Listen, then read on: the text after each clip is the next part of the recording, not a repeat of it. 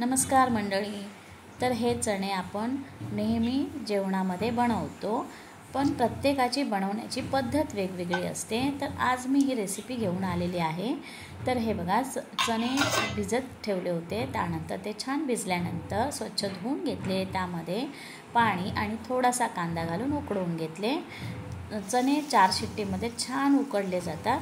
आणि हे बघा, पातेल्यामध्ये तेल गरम केलं. त्यामध्ये मोहरी, थोडासा कांदा आणि आलं, लसूण, कोथिंबीर आणि मिरचीची पेस्ट बनवून हे बघा छान परतवून घ्यायची आहे. पेस्ट परतवून झाल्यानंतर त्यामध्ये थोडासा टोमॅटो घातला आहे. टोमॅटो मी थोडासाच घातला आहे, कारण मला आंबटपणा नको आहे म्हणून मी थोडासाच घातला आहे.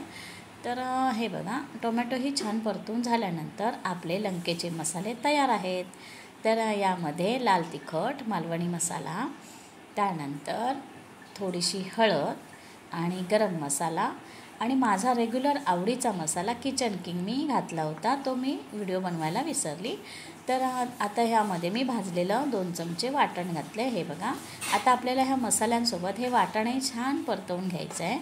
आणि वाटणाला थोडंसं तेल सुटलं की त्यामध्ये आपल्याला आपले चणे उकडलेले घालायचे आहेत. हे बघा, थोडेसे चणे मी दाटसर वाटून घेतले होते, कारण ग्रेव्हीला छान दाटसरपणा येतो म्हणून. हे बघा, छान तर्री आलेली आहे.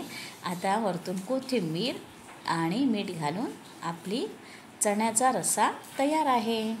तर व्हिडिओ शेवटपर्यंत बघा. आवडल्यास लाईक, शेअर, सबस्क्राईब करायला विसरू नका. आणि अशा प्रकारे चण्याचा रस्सा एकदा तरी बनवून बघा. व्हिडिओ शेवटपर्यंत पाहिल्याबद्दल धन्यवाद.